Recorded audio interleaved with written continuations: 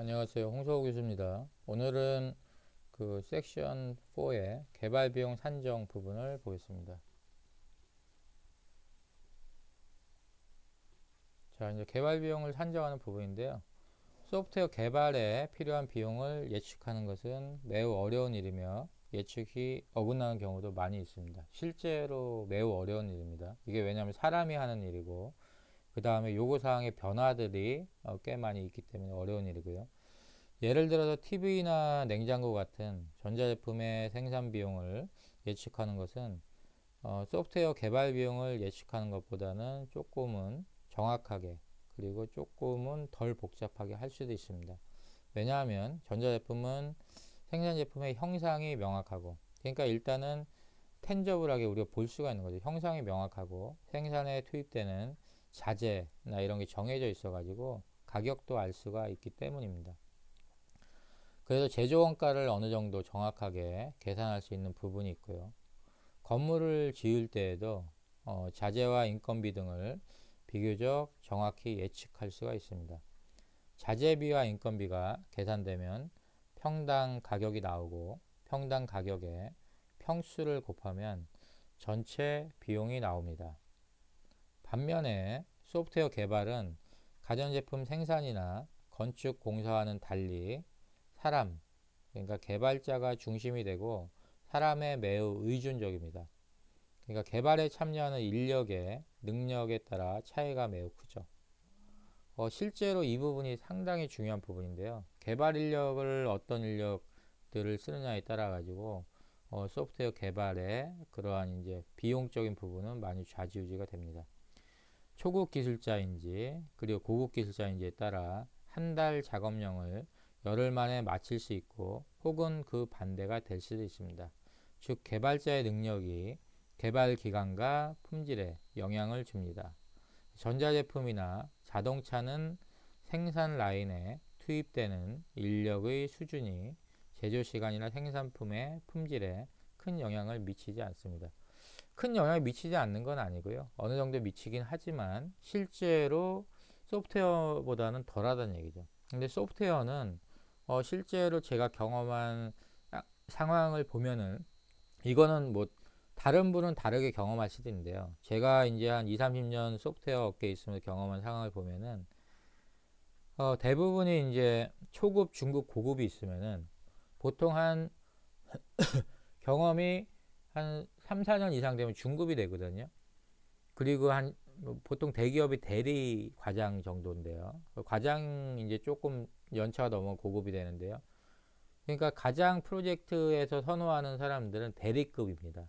왜냐하면 그때가 체력도 좋고 그 다음에 이 사람들이 배우려고 하는 의지가 있어가지고 그 연차에 비해서 생산성이 매우 좋은 멤버들이 많기 때문입니다. 그래서 이제 그런 부분이 있고요. 그 다음에 이제 고급 기술자도 선호하죠. 초급 때는 사실은 일을 본격적으로 하기에는 많이 어렵기도 하고 소프트웨어 퀄리티 쪽 떨어지기도 하기 때문에 초급 때는 이제 일을 배우는 입장에서는 좋지만 실제로 일을 하는 그런 프로젝트 입장에서는 그렇게 좋게 생각하지는 않습니다. 그래서 여러분이 처음에 이제 일을 배울 때는 진짜 좀 열심히 해서 빠르게 익혀놓으면은 그 다음에는 이제 실제로 소프트웨어의 개발자로서 이제 많은 대우를 받으면서 생활을 할 수가 있겠죠. 또 전자제품의 경우에 생산 공정이 꾸준히 개선되어 표준화, 자동화된 방법이 많이 있습니다. 반면 소프트웨어는 개발 프로세스가 다양하기 때문에 표준화나 자동화가 어렵습니다. 따라서 개발 프로세스에 따라 생산성이나 품질이 서로 다를 수가 있습니다. 이러한 여러 상황으로 인해서 소프트웨어는 개발 비용을 산출하기가 어렵습니다. 그래서 여기서는 누가 산출해도 거의 동일한 결과를 얻을 수 있도록 개발 비용 산정 방법 몇 가지를 소개를 하겠습니다. 이제 글로벌 스탠다드가 좀 있습니다. 소프트웨어는 그래도 개발 비용을 산출하는 부분이 글로벌 스탠다드가 있고요.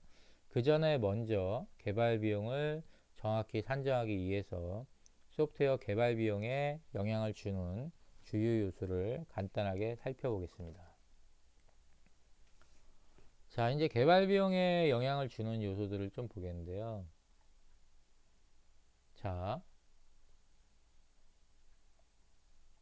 여기서 간단하게 이 사례를 보고 넘어오면 전자제품을 생산하는 비용, 좀 전에 제가 말로 설명을 드렸는데 이런 경우에는 뭐 형상이 명확화돼 있으니까 최저원가가 어느 정도 있습니다. 그래서 뭐 CPU가 있을 때 뭐 인텔 코어 i5 2세대 샌드 브릿지 해가지고 정품이 하나에 뭐 23만 2천 원이다. 그 메인보드가 뭐 아수스 해가지고 요게 24만 4천 원이고 램이 뭐 두 개에 DDR3 4기가 4기가짜리가 24,000원이다. 뭐 VGA 해가지고 GeForce 해서 27만 7천원이다. SSD가 여기서 뭐 14만원이다. 하드디스크가 39,800원. ODD가 21,830원. 이런 식으로 가능한 부분이 있고요. 그 다음에 건축 비용의 예측 부분인데 자재비 그리고 인건비의 정확한 예측이 가능하겠죠. 그래서 실제로 뭐 기둥이 규격이 어떻게 되고 얼마다. 그리고 요게 얼마다. 뭐 핸드레일, 뭐 측면 이런 식으로 해서 실제로 이렇게 명확하게 형상이 되어 있는 전자제품이나 건축 같은 경우는 비용이 조금 구체적으로 명확합니다. 왜냐하면은 이제 생산 제품 형상이 명확화가 되고 생산에 투입되는 자재의 개수가 가격이 명확화가 되고 제조 원가가 명확하게 되기 때문입니다. 건축 비용을 예측하는 부분도 자재비, 인건비가 정확하게 예측이 가능하고 전체 비용의 정확한 산출이 가능한 부분이 되겠죠. 자, 그런데 이제 소프트웨어 개발 비용을 예측하는 부분은 가전제품 생산이나 건축 공사와는 달리 사람이 중심이 됩니다. 그 개발자의 능력에 따라 생산성의 차이가 있고요. 기간과 품질에 영향을 줍니다. 개발자의 능력에 따라 생산성의 차이가 있고 기간과 품질에 영향을 주고요. 그 다음에 다양한 개발 프로세스로 인해서 표준화, 자동화가 어려움이 있죠. 다양한 생산성과 품질, 명확한 개발비 산출이 어려움이 있다라고 보면 되겠죠.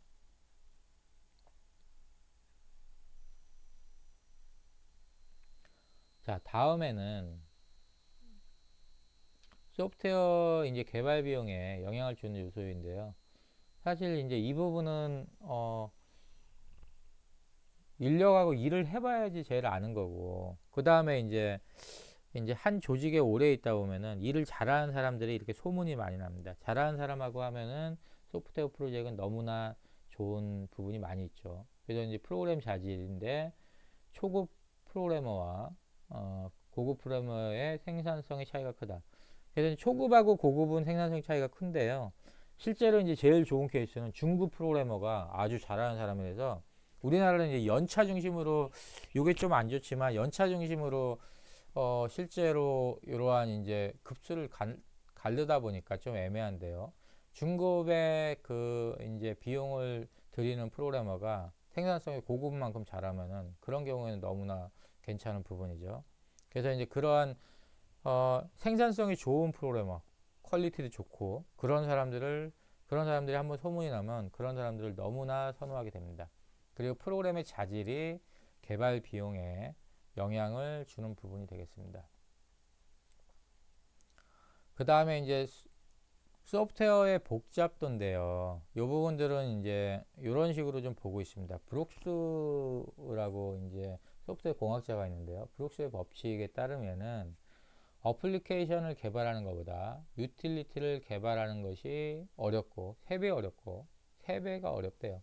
그리고 유틸리티를 개발하는 것보다 시스템 프로그램을 개발하는 일이 3배 어렵다고 한다. 따라서 소프트웨어의 복잡도는 개발 비용에 영향을 미친다. 이거를 뭐 굳이 따진다면 뭐 예를 들었고 시스템 프로그램 같은 경우에는 운영체제 그러니까 오퍼레이팅 시스템 MS 윈도우 뭐 안드로이드 이런 애들을 볼 수가 있겠고요.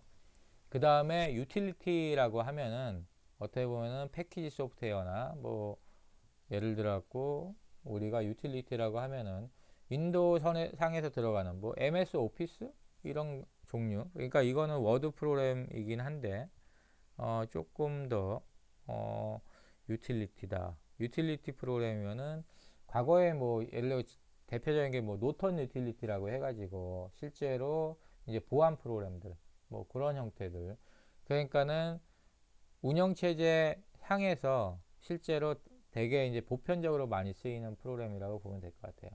그 다음에 이제 어플리케이션 개발은 뭐 다양하게 있겠지만 뭐 비즈니스 프로세싱이라든지 내가 은행 시스템 그리고 뭐 어떤 쇼핑몰 시스템 이런 것들이라고 보면 될 것 같아요. 그래서 실질적으로 이제 어떻게 보면 범용성 측면에서 그러니까는 시스템 프로그램이 좀 더 많은 측면에서 많이 쓰이고요. 그 다음에 유틸리티가 쓰이고 그 다음에 어플리케이션 개발이 쓰이기 때문에 이쪽으로 갈수록 복잡도가 높아진다고 보면 되겠죠.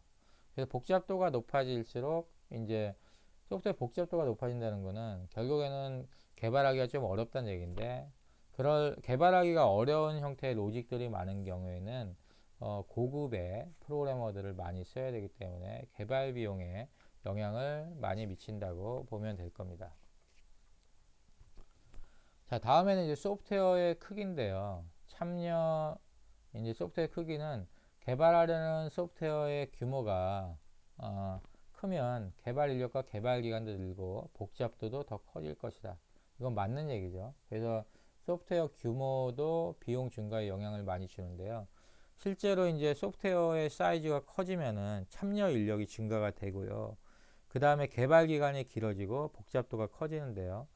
이제 소프트웨어 공학에서 가장 많이 얘기하는 부분이 참여 인력이 증가가 되면은 그만큼의 이제 서로 간의 커뮤니케이션을 해가지고 동일한 형태의 목표를 가져야 되는데 커뮤니케이션의 복잡도가 매우 커진다고 생각을 하게 됩니다.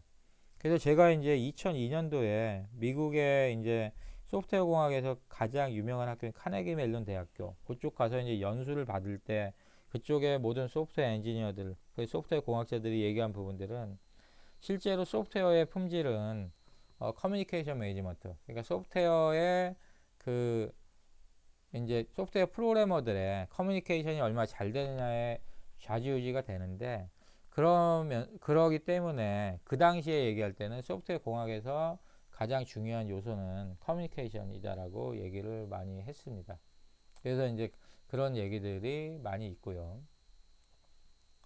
자, 다음에 이제 가용 시간인데요. 이제 관리자들의 잘못된 생각 중 하나가 개발 기간을 단축하려면 인력과 자원을 늘리면 된다는 생각이 있는데요. 근데 여러 학자의 연구 보고서에 따르면 인력을 아무리 많이 투입해도 개발 기간을 무한정 단축시킬 수는 없다. 보엠이라고 이제 되게 유명한 소프트웨어 공학자가 정상적인 계획에서 최대 75%가 줄일 수 있는 한계라고 말한다. 그래서 뭐냐면은 인력을 많이, 아주 좋은 인력을 많이 투입하면 줄일 수는 있지만 보헤메이라는 학자가 이제 연구한 논문에서는 정상적인 계획에서는 75%가 줄일 수 있는 한계인데, 이유는 뭐냐면은 인력 자원이 증가하게 되면은 실제로 그 사람들 간의 커뮤니케이션을 맞출 수 있는 커뮤니케이션 비용이 너무 많이 들기 때문에, 그래서 아무리 인력을 많이 투입해도 실제로 개발 기간 단축하는 데 있어서 이러한 한계성이 있다라고 보면 되겠죠. 다음은 이제 요구되는 신뢰도의 수준인데요. 사고나 오류가 발생했을 때 재산에 큰 영향을 끼치거나 인명 피해가 발생할 수 있는 소프트웨어들은 개발 시에 높은 신뢰도를 요구합니다. 예를 들어서 대학의 종합정보 시스템에서 수강 신청 시 발생하는 오류는 학생들에게 불편을 주는 수준에서 끝날 수 있는 거죠. 근데 금융 시스템에서 만약에 돈 문제에 오류가 났다. 그럼 요건 조금 더 큰 혼란이 일어날 수가 있고요. 그 다음에 의료 쪽의 소프트웨어에서 오류가 생기면은 인명 피해를 초래할 수 있는 부분이 있죠.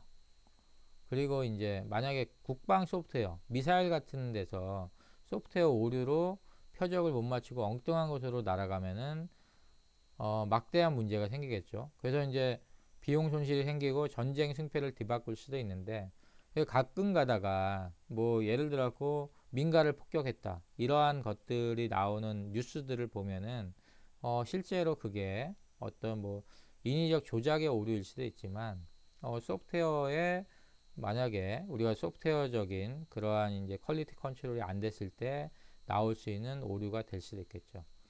따라서 신뢰도가 높은 소프트웨어는 일반적인 응용 소프트웨어보다 개발 비용이 훨씬 더 많이 들 수 있다라는 것이죠.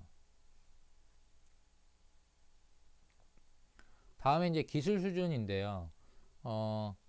집안의 가구나 단순한 전자제품이 고장났을 때 고쳐보려고 해도 장비가 없어 불가능한 경우가 많이 있죠. 그러나 전문가들은 다양한 장비를 이용해서 문제를 잘 찾기도 하고 일반인들에게 없는 도구를 활용해서 쉽게 작업을 하기도 합니다. 마찬가지로 소프트웨어를 개발할 때도 고급 언어, 그러니까는 하이 레벨 랭귀지, 우리가 이제 일반적으로 얘기할 때 3세대 언어라고 얘기하는데요. 요게 이제 어셈블리 언어와 같은 저수준 로 레벨 랭귀지를 사용할 때보다 프로그래머의 생산성이 5배에서 10배 높아집니다. 이건 맞는 얘기입니다. 결국 개발 환경이 좋으면 그만큼 개발자가 할 일이 줄어들어 개발 기간을 단축할 수 있고 개발 비용을 줄일 수가 있습니다.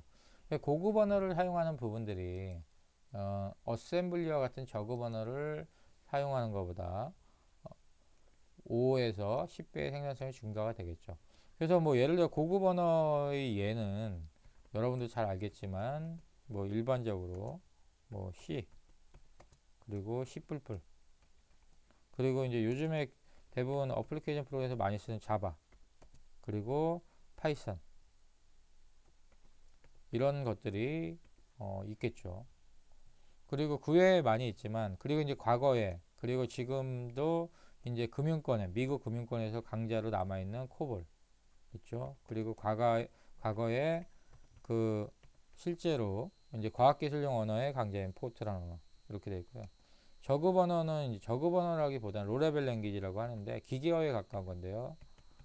요거는 뭐 예를 들어 어셈블리어 코딩하기가 좀 어렵습니다. 대신에 속도는 엄청나게 빠릅니다. 그 기계어. 실제로 이제 인베디드 소프트웨어나 그런 쪽에서 그리고 제어 쪽 소프트웨어에서는 요즘은 제어 소프트웨어도 C로 주로 많이 쓰긴 하지만 이제 어셈블리어 과거에는 어셈블리어를 많이 썼었죠. 이러한 형태로 보면 되겠습니다. 자, 이렇게 해서 이제 간단하게 우리가 개발 비용 산정과 관련돼서 개발 비용 산정이 어려운 부분하고 개발 비용에 영향을 주는 요소에 대해서 이렇게 살펴보았습니다. 자, 이상 마치도록 하겠습니다. 수고하셨습니다.